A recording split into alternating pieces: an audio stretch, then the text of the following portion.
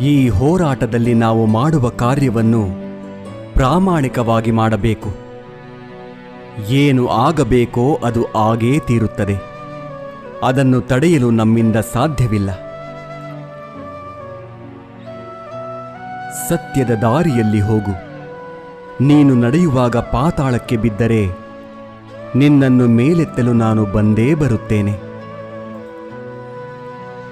ಸ್ವರ್ಗದಲ್ಲಿ ಎಲ್ಲವೂ ಇದೆ, ಆದರೆ ಸಾವಿಲ್ಲ. ಭಗವದ್ಗೀತೆಯಲ್ಲಿ ಎಲ್ಲವೂ ಇದೆ, ಆದರೆ ಸುಳ್ಳಿಲ್ಲ. ಜಗತ್ತಿನಲ್ಲಿ ಎಲ್ಲವೂ ಇದೆ, ನೆಮ್ಮದಿಯಿಲ್ಲ.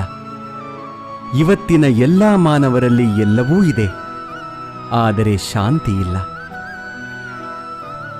ಮನಸ್ಸಿಗೆ ಮದವೇರಿದಾಗ ಸ್ಮಶಾನದಲ್ಲಿ ತಿರುಗಾಡಿ ಬರಬೇಕಂತೆ. ಏಕೆಂದರೆ ಅಲ್ಲಿ ನಾನು